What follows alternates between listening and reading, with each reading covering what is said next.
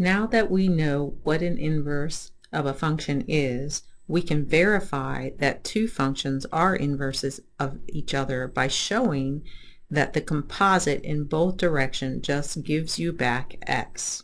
So if f of x equals 1/3 x and f inverse of x equals 3x, how do we check that those are correctly identified as inverses? Well, first let's do f of f inverse.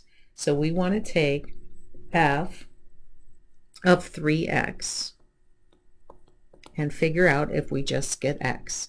So 1/3 of 3x, yes, we get back x, but we have to do both directions. We also need to find the composite of f inverse and f. So f inverse of f of x will be f inverse of 1/3 x, because that's f.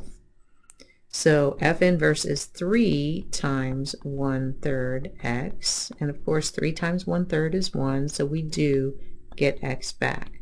So if we sketch both these graphs on the same axes, we're going to see that the graphs are symmetric with respect to the identity, with respect to the line y equals x.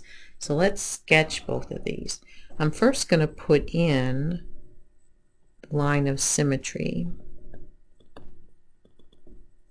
so we can look for that symmetry with respect to y equals x.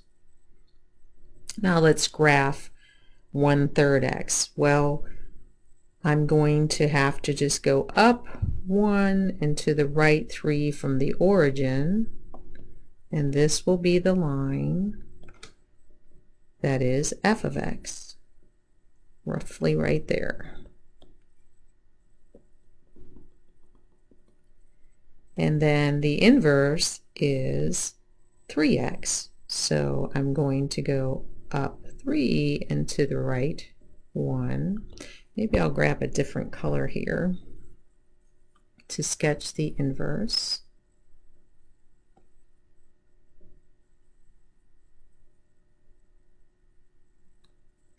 So if you can imagine folding your paper on the line of symmetry that is y equals x here,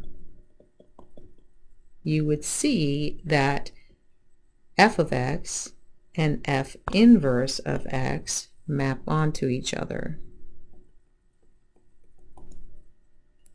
So a function and its inverse are symmetric to y equals x, and for every ordered pair AB that's on the graph of f, then BA has to be on the graph of its inverse. So if f of A equals B, then f inverse of B has to equal A.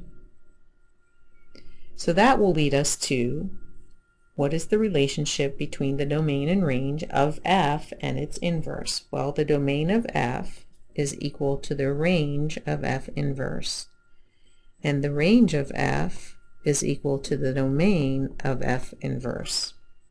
So you switch the domain and range of a function to get the domain and range of its inverse.